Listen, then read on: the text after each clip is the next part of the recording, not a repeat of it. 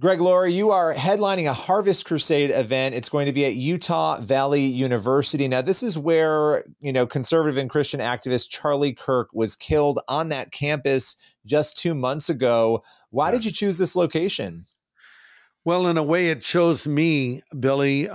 We had been talking with pastors in Utah about doing of our Harvest Crusades. And for people that don't know what that is, a Harvest Crusade is a large-scale evangelistic event. We do them in stadiums, arenas, around the country, around the world, and I've been doing them for over 30 years. And so the folks, some of the pastors, came to us from Utah and said, would you come and do one here? And I've never been to Utah before, and I wanted to go. But we're pretty busy, so we were looking at 2027. But then Charlie Kirk was tragically assassinated at UVU. And so we called the pastors and said, is there anything we can do? They said, yes, come now. We need you now. And so we did something we've never done before. We accelerated the timeline. So normally it would take us 6 months to a year, sometimes even longer, to get a crusade ready. And we planned this 6 weeks out. So now we're just days out, really hours out. It's this coming Sunday night, and it is at UVU, not in the same spot where Charlie left this life for the afterlife, but in the same campus. And that was the venue that was available. And we felt like, let's go to this place where an unspeakable act of darkness took place and shine the radiant light of the gospel. I was just talking with Frank Turek, who we both know, and Frank told me in a conversation with Charlie Kirk, Charlie said, the stuff we do with in politics is small potatoes compared to the gospel. Charlie really cared about the gospel. And when he would go into these campuses like UVU and others, he would always talk about Christ. People would ask him about his beliefs. That's what motivated them. That's what gave him his worldview. And so I felt like, let's go and share what really motivated Charlie. Because, Charlie's in heaven, and it's a horrible tragedy what happened to him. But in spite of this tragedy, as Joseph said to his brothers, you meant this for evil, God meant it for good. Despite this tragedy meant for evil, we're seeing good happen in the aftermath of Charlie's death. And so we want to call people to Christ and tell them that there's a God in heaven who loves them and that they can have a relationship with him and be forgiven of all of their sins. And also, Billy, it's you can come in person if you're in Utah on Sunday night, November 16th. It starts at 6:00. But you can also watch live at harvest.org or download our Harvest Plus app and watch it on your tablet, your phone, or your television set. Have a watch party. I'm encouraging people to invite folks over to their home and have a watch party as well, because this is a nationwide event. We're calling it Hope for America. So it's for everybody. This is happening, Greg, in the wake, as you mentioned, of Charlie Kirk's assassination. That shadow is looming large still over the UVU campus, over Utah. And then even earlier this week, there was a TPUSA event that turned violent at UC Berkeley. And I think a lot of people might say, of course, this is a Harvest Crusade. It's different than TPUSA, but you're still kind of stepping into the proverbial lion's den. And I think people might look and be confused. Why would you be willing to go somewhere that's potentially such a dangerous space? So what would you say in response to that? Good question. Because Jesus said, go into all the world and preach the gospel. And so God wants us to leave our comfort zone and go to people and reach out to them. Like, let me just put it this way. I came to Christ on my high school campus. I came to Christ because somebody came to where I was and effectively invaded my world. I would have never darkened the doorway of a church if invited. But here I was, a kid, confused, using drugs, empty, searching, and I came across a group of Christians having a Bible study on the campus and singing songs about Jesus. And I was intrigued by them because I thought, why would anybody believe this? And why would you do it publicly? Well, that's insane. It makes no sense to me. And so I sat down close enough to sort of eavesdrop on their conversation, but not so close that people would think I was joining them. But as I watched these Christians, I began to try a new thought on for size, which was, well, what if it's all true? Well, I quickly dismissed it. It can't be true. It isn't true. And I was very cynical because, my mom was married and divorced 7 times. I was raised in an alcoholic home. I saw things that no young man should ever see. So I was sort of jaded and hard, even in my youth. So I dismissed it. It couldn't be true. But then the thought came back to me, but what if it is true? And a guy got up to speak. His name was Lonnie Frisbee. If you saw the Jesus Revolution film, you maybe know the story already. He was played so brilliantly by Jonathan Rumi, who also plays Jesus on The Chosen. But Lonnie, the real guy, said, Jesus said, you're either for me or against me. And that just was like a lightning bolt from heaven to my 17-year-old heart. And I thought, well, I'm either for or against Jesus. I always thought of Jesus as a historical figure, not someone in my world today. And I looked around at the Christians and I thought, well, they're for him and I'm not one of them. Does that mean that I'm against Jesus? Well, I didn't want to be against Jesus. And then Lonnie said, if you want to accept Jesus Christ into your life, get up and walk forward and I'll lead you in prayer. And some kids walked up and went forward. And I thought, there's no way I would ever do that, ever. Next thing I knew, I was up there. I don't even remember walking up there, but I was praying. And that was the day Christ came into my life. So coming back to your earlier question, someone came into my world and I heard the gospel. We need to go to where people are. Jesus did not say the whole world should go to church. He said the church should go to the whole world. And that's why we're doing it. Yeah, and it's amazing, the work that you've done over these years, sharing your faith in the way that you have through the Harvest Crusades, through so many other venues, films, obviously, you've done so much. When you look at what happened with Charlie, though, and you look at where we are culturally, there are so many questions because you have, on one hand, revival happening in all these different pockets. On the other hand, you have people being assassinated, attempted assassinations of, presidents. I mean, we are living in such a wild time. What do you make of the times in which we live and how we need to step up as Christians to meet the needs of these times?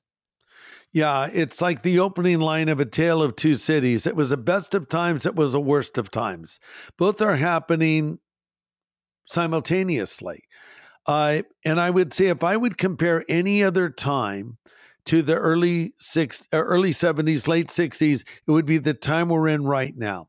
There was upheaval, there was rioting, there were protests, and yes, there were assassinations. We lost President Kennedy early in the 60s. Then we lost Martin Luther King.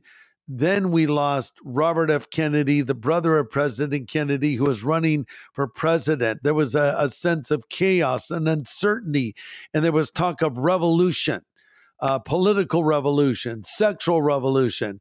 And God decided to send a Jesus revolution. And I think right now is a parallel time. I think Gen Z is similar to my generation when we were kids. We were looking for a cause. We were looking for meaning. We were looking for purpose. So is Gen Z. And in fact, they are returning to church in record numbers, like more than the boomers even. There's a uptick, a surge of young people coming back to church, and it's being led by young Gen Z men. Also, Bible sales are up, and they're up among Gen Z kids buying their first Bible. So there are promising signs around us. And yes, there's persecution. But, when God is at work, the devil will always oppose it. But I've got good news. I've read the last page of the Bible. We win in the end. So we should not back off. We should not slow down. We should accelerate and do as much as we can while we can.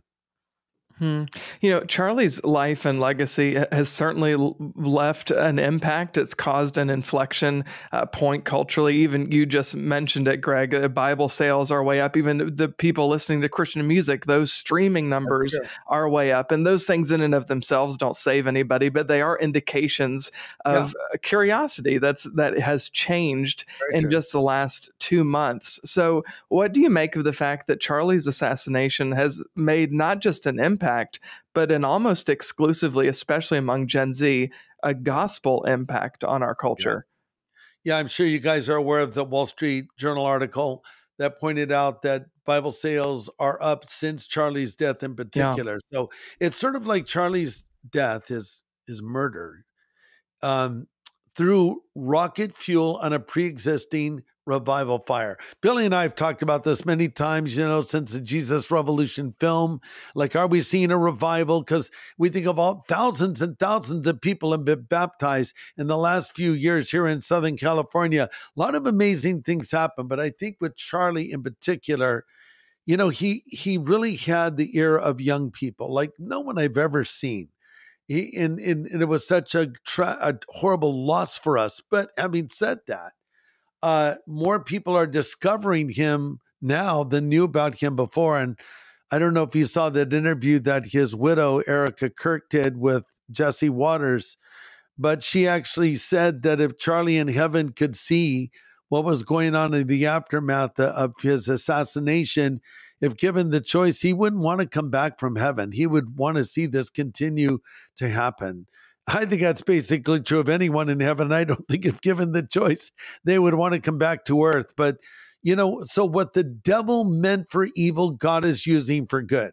So Joseph said to his brothers, you meant this for evil, but God meant it for good. Then he added this, to save many people alive. So as we go to this very university, this very little piece of geography where this horrible event happened, and proclaim the gospel, then it goes out to people around the country and even the world via the live webcast.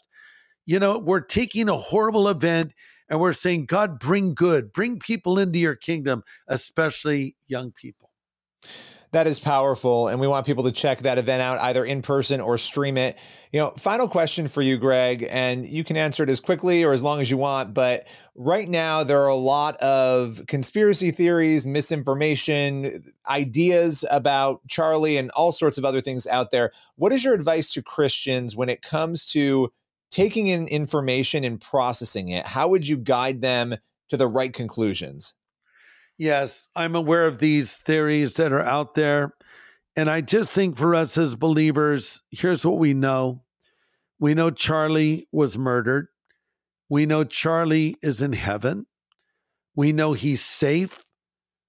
We know that we have our orders from our commander-in-chief to go into all the world and preach the gospel. So for us as Christians, the main thing is to keep the main thing the main thing. So we need to keep our focus. And I think the greatest tribute we could pay or pay to Charlie is to follow in his footsteps. Paul said, follow me as I follow Christ. Charlie followed Christ. And I think of Stephen, the first martyr of the church. He, like Charlie, was a young man. And he, even as he died, he prayed for the people that were doing this to him. And the interesting thing is, in the aftermath of the death of Stephen, the gospel went out like never before. Problem was, the Lord had told the church, hey, go into all the world and preach the gospel and you'll receive power after the Spirit has come upon you.